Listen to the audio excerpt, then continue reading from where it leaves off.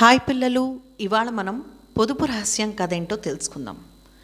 పడమటి తీరాన గణేశుడు, గంగాధరుడు అని ఇద్దరు యువకులు ఉండేవారు.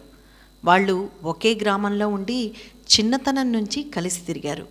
వాళ్ళు యుక్త వయస్కులైన తర్వాత తన బతుకుతెరువు తాము చూసుకోవాల్సి వచ్చేసరికి వారు ఉండే ప్రాంతం బొత్తిగా కాటక ప్రాంతం అయిపోయింది. అందుచేత వాళ్ళు తూర్పు తీరానికి వెళ్ళి సంపద సమృద్ధిగా ఉండే చోట జీవనోపాధి కలిగించుకుందాం అనుకున్నారు. మనిషి పొట్టకెంత కావాలి? ఇంత అన్నము, ఎండు చేపలు తింటూ ఎంత కాలమైనా బతకవచ్చు. అలా పొదుపుగా జీవిస్తూ కష్టపడి సంపాదించిన దానిలో నుంచి సాధ్యమైనంత వరకు మిగిల్చుకుంటే అది పెట్టుబడిగా ఏ వర్తకమైనా చేసుకున్నా జీవితం సుఖంగా గడిచిపోతుంది అన్నాడు గంగాధరుడు. అలాగే పొదుపుగా జీవించి పైకి వద్దాం అన్నాడు గణేశుడు. ఇద్దరు ప్రయాణం చేసి తూర్పు తీర ప్రాంతం చేరుకున్నారు. అది సుక్షేత్రం. ఎక్కడ చూసినా ఏపుగా పెరిగిన పైరులు కనిపించి వారి కళ్ళని ఎంతో ఆనందపరిచాయి. స్నేహితులిద్దరూ ఒక నగరం చేరారు. అక్కడ వర్తకం కూడా బాగా సాగుతున్నది. నగరం చేరుతూనే స్నేహితులిద్దరూ విడిపోయారు. 1-2 పాటు ఎవరి కృషి వాళ్లే చేసుకుంటూ, ఎవరి అదృష్టాన్ని వాళ్లే వెతుక్కుంటూ, ఒకరి బరువు ఒకరి మీద వేయకుండా ఉండటము మంచిదని వారికి అనిపించింది. గణేశుడు దొరికిన పని ఏదైనా చేసి రోజు పొడుగునా శ్రమపడి డబ్బులు సంపాదించసాగాడు. గంగాధరుడు చెప్పినట్టే అతను వరి అన్నము, ఎండు చేపలు తింటూ సాధ్యమైనంత తక్కువ ఖర్చుతో కాలక్షేపం చేస్తూ వచ్చాడు. కానీ గణేశుడు ఎంతో కాలం అలా చేయలేకపోయాడు. ముఖ్యంగా అతనికి తిండి గురించి అసంతృప్తి ఏర్పడింది.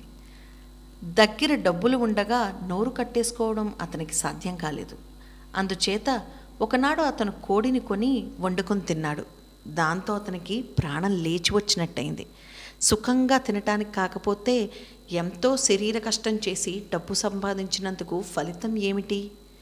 అయినా ఒక వంక తాను పొదుపు నియమాన్ని ఉల్లంఘించినందుకు మనస్సు బాధపడింది. అందుచేత అతను మళ్ళీ కొన్నాళ్ళు అన్నము, ఎండు చేపలు తింటూ గడిపాడు. కానీ అది భోజనంలానే లేదు. కోడి రుచి అనుక్షణము జ్ఞాపకం వచ్చేది. చివరకు గణేశుడి జిహ్వా చాపల్యమే గెలిచింది. అతను తన దగ్గర ఉన్నదంతా రుచిగా తినడానికే ఖర్చు పెట్టసాగాడు. తిండి సుఖంతో మిగిల్చుకున్న డబ్బంతా అయిపోవడం అలా ఉంచితే అతనికి పనికి ఒళ్ళు వంగకుండా అయిపోయింది. దీనికి ఫలితంగా అతను అన్నము, ఎండు చేపలు కొనటానికి కూడా తగినంత సంపాదించుకోలేని స్థితికి వచ్చేశాడు. ఈ లోపల గంగాధరుడు పొదుపు నియమంతో బాగుపడ్డాడు.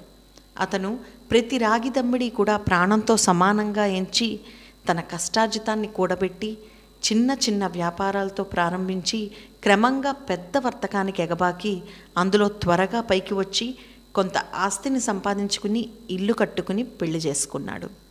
తనతో పాటే కట్టుబట్టలతో వచ్చిన గంగాధరుడు తానున్న నగరంలోనే ధనికుడిగా బతుకుతున్నాడన్న సంగతి గణేశుడికి తెలుసు.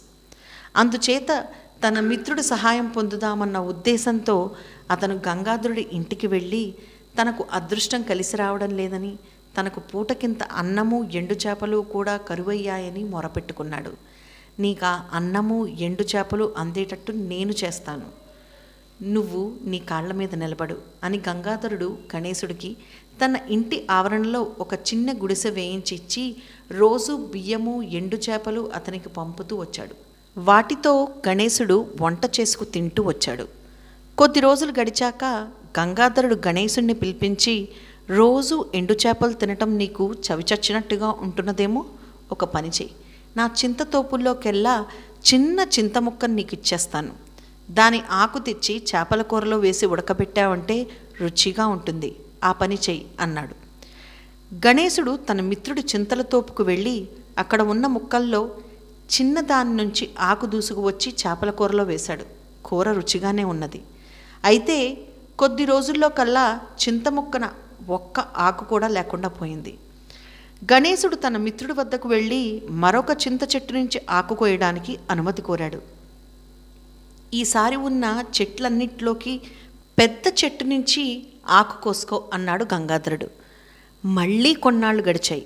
గంగాధరుడు గణేశుడిని పిలిచి, నువ్వు కోసుకునే చెట్టున చింతాకు అయిపోలేదు కదా అన్నాడు. నేను రోజుకు గుప్పెడు ఆకు కోస్తే ఆ చెట్టున మర్నాటికి 2 గుప్పెళ్ల చిగురు పొట్టుకొస్తున్నది అన్నాడు గణేశుడు. నువ్వు చేసిన దానికి నేను చేసిన దానికి అంతే తేడా. నువ్వు నీ ఆర్థిక స్థితి చిన్న ముక్కగా ఉండగానే దాన్ని దోచావు. నేను పెద్ద చెట్టు అయ్యేదాకా ఓపిక పట్టి దాని నుంచి నాకు కావాల్సిందంతా అనుభవించగలుగుతున్నాను. నీ జీవితం మోడుబారిపోయింది. నా జీవితం 3 పువ్వులు 6 కాయలుగా ఉన్నది అన్నాడు గంగాధరుడు. అవును, ఇక నేను నీ మీద ఆధారపడక మళ్ళీ జీవితం ప్రారంభిస్తాను అని గణేశుడు తన స్నేహితుడికి చెప్పిన నీతిని అమలు చేయడానికి పూనుకున్నాడు. చూసారా పిల్లలు, డబ్బును పొదుపు చేసుకోవడం వల్ల ఎంత ఉపయోగమో ఈ కథ ద్వారా తెలుసుకున్నారు కదా. ఈ కథ మీకు నచ్చినట్టయితే లైక్ చేయండి, షేర్ చేయండి, సబ్స్క్రైబ్ చేయండి.